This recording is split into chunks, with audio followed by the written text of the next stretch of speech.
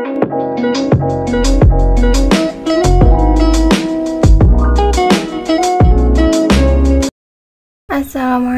warahmatullahi wabarakatuh. Saya Umi Kulsum. Saya dari kelas 5 PAIJ akan menjelaskan tentang pelaksanaan supervisi kepala sekolah dan pengawas sekolah.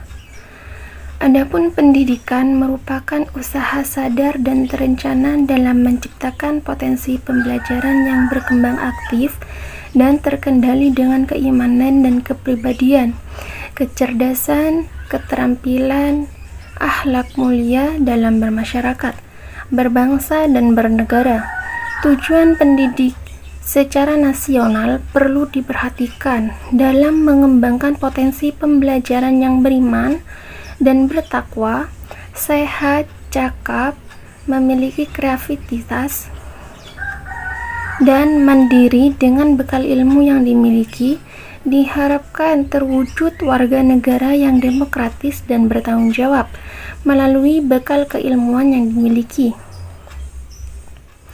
Keutamaan tujuan dalam pendidikan adalah mewujudkan proses belajar mengajar yang efektif dan efisien melalui pembinaan secara terus-menerus dan terorganisir oleh supervisor dan kepala sekolah, yakni supervis akademik dilakukan kepala sekolah dan pengawas diharapkan berpengaruh secara signifikan terhadap kinerja guru. Mensupervisi pekerjaan tenaga kependidikan adalah tugas kepala sekolah sebagai supervisor, sebagaimana yang telah dijelaskan bahwa guru sejak lahir adalah makhluk sosial yang membutuhkan bantuan dan pengawasan agar tumbuh dan berkembang berdasarkan kehendak Allah menuju terciptanya generasi yang lebih baik sesuai perkembangan zaman, selamat dunia dan akhirat. Pengawas memiliki peran besar terhadap peningkatan kualitas pendidikan di sekolah yang dibinanya. Peran pengawas dalam pembinaannya di bidang akademik dan manajerial adalah suatu keutamaan dalam meraih prestasi yang unggul dan berdaya saing. Untuk itu, kemampuan profesional guru dan kepala sekolah perlu dilakukan pembinaan secara terus-menerus. Dalam penelitiannya, Sudin menjelaskan bahwa pengawas harus bertanggung jawab terhadap tugasnya sebagai pembina dalam memanage kelas, dalam persoalan akademik maupun dalam meningkatkan kualitas guru dalam mengembangkan profesinya.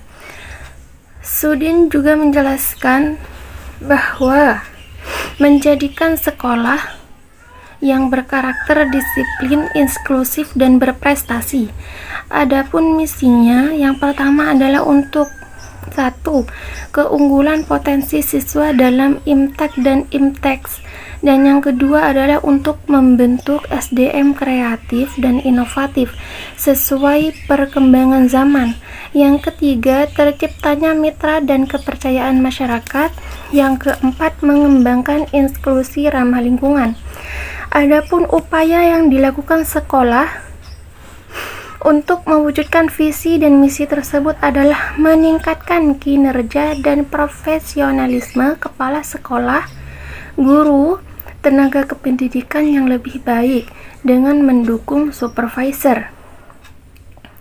Supervisi secara etimologis, supervisi memiliki dua kata, yakni super lebih dan vision pandangan.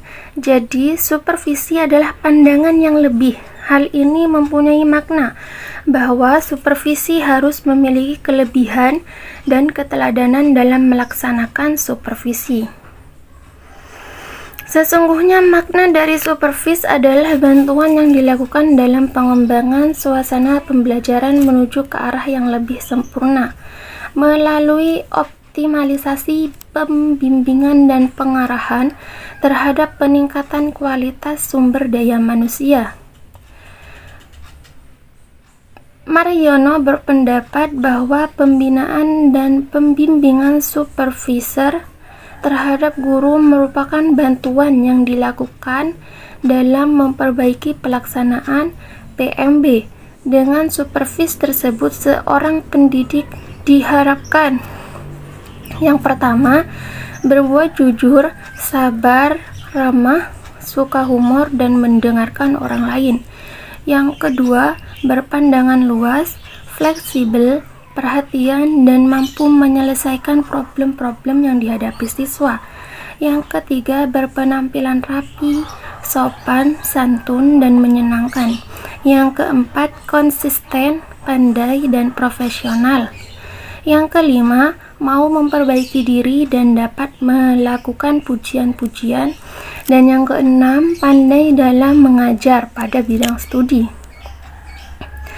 Prinsip-prinsip yang harus dilakukan dalam melangsungkan supervisi dengan baik dan sempurna dapat melakukan hal berikut. Yang pertama, 1. Pelaksanaan secara demokratis. Yang kedua, konsultatif dan kolegial. Yang ketiga, membantu secara profesional. Yang keempat, bekerja sesuai kebutuhan. Dan yang terakhir, berkonsentrasi pada tenaga kependidikan. Marshall menyebutkan ada 7 poin antara kenyataan dan idealisme seorang guru terhadap tugas dan tanggung jawab yang dilakukan kepala sekolah dan pengawas sekolah. Yang pertama, mampu membagi pengalaman secara baik antara guru dan kepala sekolah. Yang kedua, pelaksanaan proses belajar mengajar selalu mendapat perhatian dari kepala sekolah. Yang ketiga, mapping poin-poin kunci selalu dilakukan dan diingatkan kepala sekolah dalam setiap kunjungannya. Yang keempat, peningkatan efektivitas selalu menjadi perhatian kepala sekolah terhadap tenaga pendidik. Yang kelima, kepala sekolah selalu memberikan umpan balik terhadap tugas dan kewajiban seorang guru. Yang keenam, mengoptimalkan hasil supervisi terhadap perbaikan proses belajar mengajar. Dan yang ketujuh, hasil yang diharapkan adalah peningkatan prestasi siswa.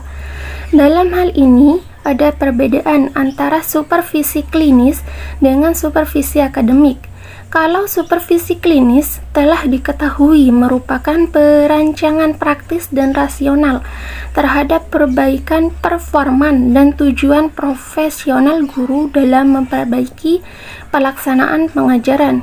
Supervisi klinis merupakan pengembangan profesional guru yang dirancang guna memperbaiki dan mengembangkan pengajaran. Supervisi klinis tersebut dalam pelaksanaannya terfokus pada hal-hal berikut, yakni pada awal kegiatan, observasi dalam pengajaran, dan pertemuan balik. Pada kegiatan pro-conference atau awal, dalam kegiatan yang dilakukan untuk melakukan kontrak kerja sekaligus observasi yang dilakukan di dalam kelas saat PMB. Selanjutnya, observasi pengajar dilakukan untuk mengamati pelaksanaan pembelajaran.